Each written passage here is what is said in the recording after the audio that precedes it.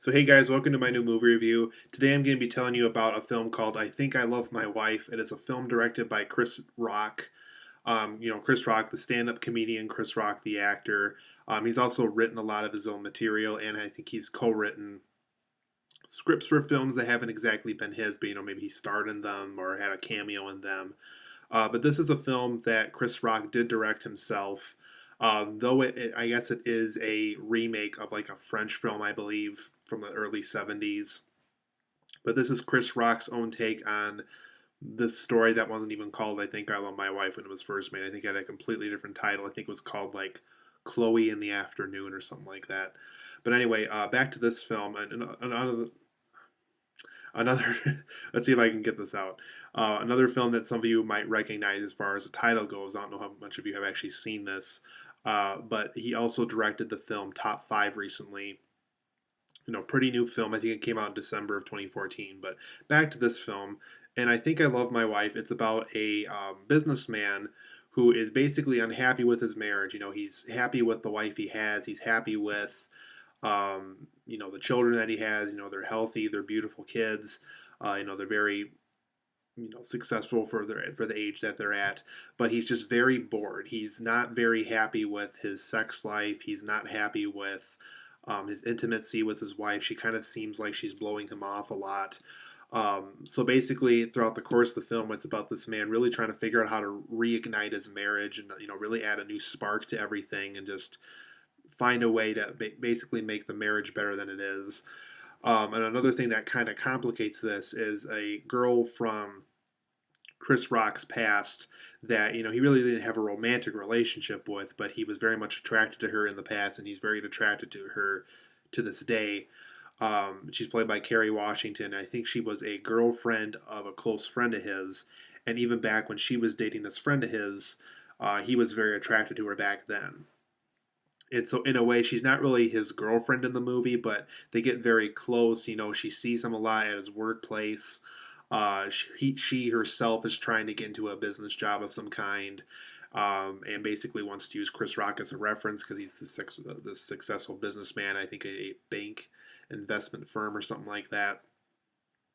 So basically, throughout the course of the film, like I said, it's this man trying to reignite the spark of his marriage with his wife, since he's not very happy with it, and he's not happy with his sex life. He's very bored with his marriage, and he's also trying to make sure that things don't get too far with this girl that he is attracted to, that he is friends with, that he knows on a professional level as well, played by Kerry Washington. But at the same time, he can't push it too far because then he technically would be cheating on his wife at that point. So I Think I Love My Wife, you guys. I know it wasn't a very big film when it first came out. I believe it came out in like the spring of 2007, I want to say. And even back then, I remember when it came out, it didn't get a lot of attention. Even the really hardcore Chris Rock fans really just kind of blew this one off. They really didn't see this one. And what really kind of just drawn me to this one is I know that Chris Rock did direct Top 5 recently, and I didn't get around to seeing that one. But there was certain aspects of it that I do remember being kind of goofy. It's one of those films where I know I saw parts of it, but not quite the whole thing. And so this was kind of my first time seeing it for its entirety and really giving it a shot as to if I thought it was good or bad. And for me, it was kind of a hit and miss kind of an affair of a movie. So for my positives and negatives of I Think I Love My Wife, it does have a lot to say about active sparks and unhappiness in marriages, how it really can kind of ruin people's lives. It can ruin the man's life or the woman's life. It's marriage is really meant to be this really beautiful, compassion and friendship and really loving this other person, and it can really kind of fall apart if a spark really isn't kept alive the entire time, if they're really not being intimate or being happy with each other or doing things with each other. And so the film really plays off that, I thought, really well, where it really shows kind of how the wife really dedicated her life to the kids after they had kids, and it got to the point where she wasn't even paying attention to her own husband anymore, and the husband was paying all this attention to her and she wasn't paying attention to him. And so the film kind of plays off of the consequences of kind of things that Chris Rock was doing bad and things that the wife was doing bad. Another thing I thought that was pretty successful with this film is there were some pretty great jokes here. There's a scene involving Chris Rock kind of having a mental breakdown with his wife making the same chicken meal all the time for dinner. There's another pretty funny scene with him taking a Viagra and he's trying to reignite the sex life with his wife at this point in the movie, and obviously some of you probably already know where this is going. This is actually shown in the trailer as well, so it's really not a spoiler because even Chris Rock, the filmmaker here, has no problem showing you this scene in the trailer. But basically, he takes this Viagra pill and the wife's already asleep by the time he gets into the bedroom, and so he's basically, stuck with a big one of those, if you catch my drift, for a couple of hours, and he has to go into an ambulance eventually for it. So, like I said, there is some pretty good jokes here. I definitely, if I can remember the jokes, if I can remember how it played out, and if I was laughing while I was watching these jokes, I think it's safe to say that there were some pretty good jokes here. And so I think I Love My Wife did have a pretty good sense of humor for the most part. We'll get to my negatives here in a few minutes. I thought this film had a very funny Steve Buscemi. Steve Buscemi played a co-worker of Chris Rock in the movie. He played the guy that Chris Rock would always report to and go to meetings with at their job. Very funny Steve Buscemi. Like I said, he definitely was a big part of the Viagra scene that was very funny in the movie. I just really like Steve Buscemi's role. He was very appropriately casted in the movie.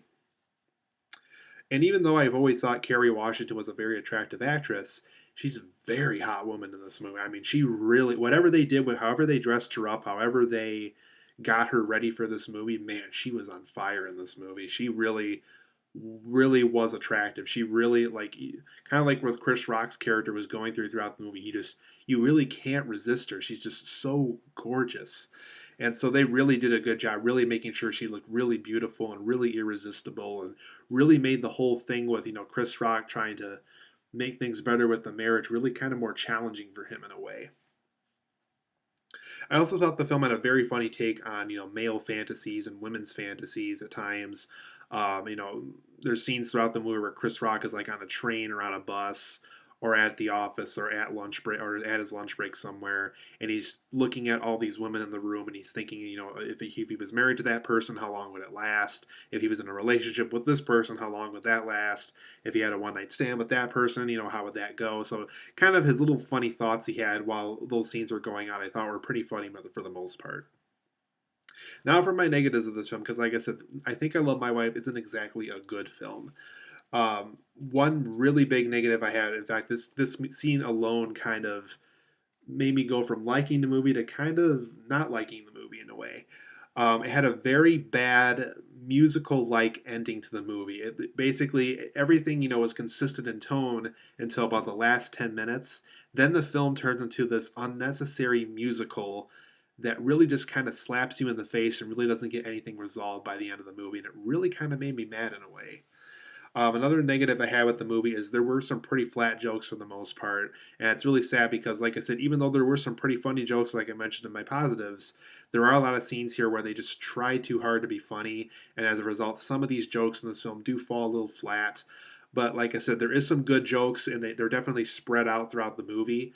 But be aware that there is going to be some bad jokes in the movie. Some of these jokes don't quite work the way that Chris Rock probably intended to.